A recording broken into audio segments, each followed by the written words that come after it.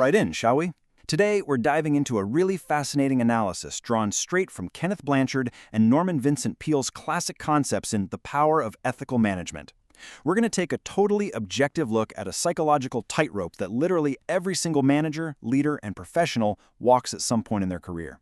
And that is the incredibly fine line between healthy pride and toxic vanity. It's a dynamic that completely shapes workplace culture, and getting a firm handle on it is absolutely crucial for effective leadership. So think about your own day-to-day for a second. How do you actually distinguish pride from vanity? It's a pretty provocative question to kick things off, right? If you really observe team dynamics, you'll probably notice that the absolute best managers, the ones who truly anchor a team and get consistent results, are quietly proud. But on the flip side, the most challenging managers, the ones causing all that constant friction, they tend to be loudly vain. But what's the actual difference here? It's not about the sheer amount of confidence they have. No, the difference lies strictly in the actual source of that pride. Section 1. Same appearance, different source.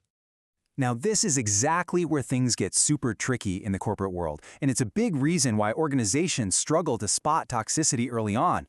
From the outside looking in, healthy pride and toxic vanity, they look completely identical. I mean, both types of people walk into a room with their heads held high, right? They both speak with total authority and project this massive aura of success. It's a really deceptive illusion. You absolutely cannot judge this book by its cover.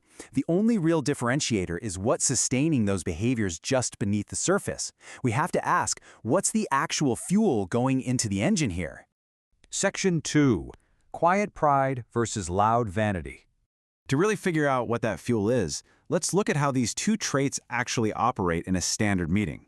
You've definitely seen this before. On one hand, you have quiet pride. A manager with quiet pride feeds on the quality of the work itself. Because their confidence is anchored in the actual output, they have the patience to just listen.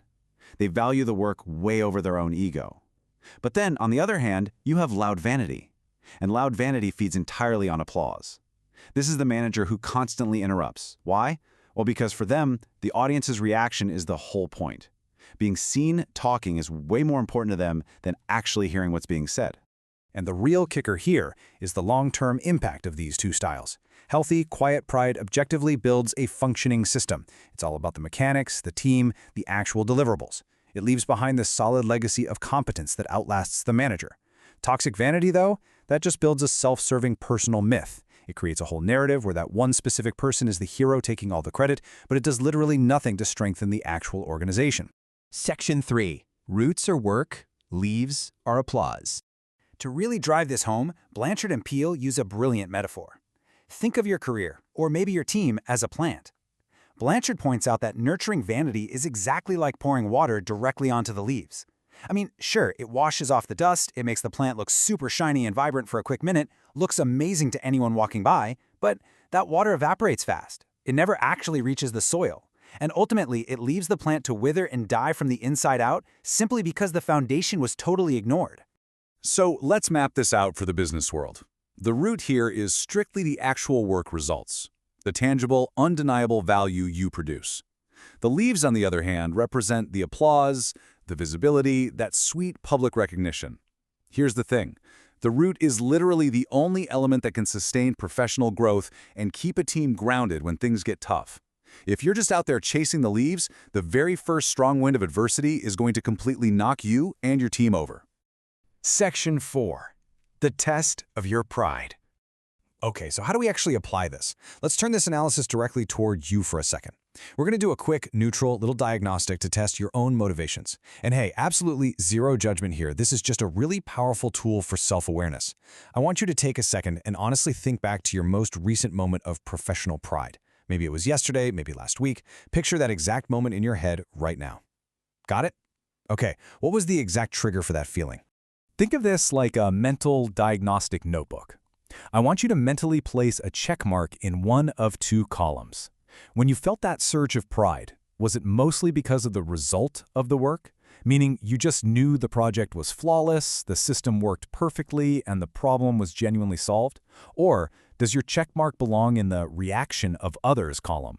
Like you felt proud mostly because your boss praised you in front of the board, or your peers gave you a public shout out? Being completely honest here reveals exactly where your pride currently lives. And here's the impartial truth we get from this little exercise. If your satisfaction relies really heavily on the reactions of others, well, it's a clear indicator that ego has kind of crept into your workflow. It means you started watering the leaves instead of the roots. But hey, don't worry, it's not a permanent condition. It just means you need a bit of corrective action to get your focus back underground, where the real growth actually happens. Section 5. The practice of quiet discipline. Which brings us to a really practical, actionable challenge straight from the source material. It's designed to detoxify that vanity and bring your focus entirely back to healthy, work-based pride. It's called the quiet discipline exercise. Here's how it works in 3 steps. First, pick one job this week to execute perfectly. Just make it an absolute masterpiece of effort. Second, and trust me, this is by far the hardest part, tell absolutely no one about it. Don't put it in an email, don't casually mention it in a stand-up, nothing. Third, just observe your own internal satisfaction. We are intentionally cutting off the supply of applause here. We're deliberately starving the leaves just to see if the satisfaction of the work itself is enough to feed your roots. So, as we wrap up today's explainer, I really want to leave you with this lingering, provocative thought. What actually remains when the applause stops? Think deeply about your core motivations as you go about your week. If the work itself isn't enough, well, now you've got the tools to recalibrate. Thanks so much for joining me for this analysis. Next time, we'll be covering another absolutely crucial part of this material: why true business ethics have zero shortcuts. Until then, keep focusing on watering those roots,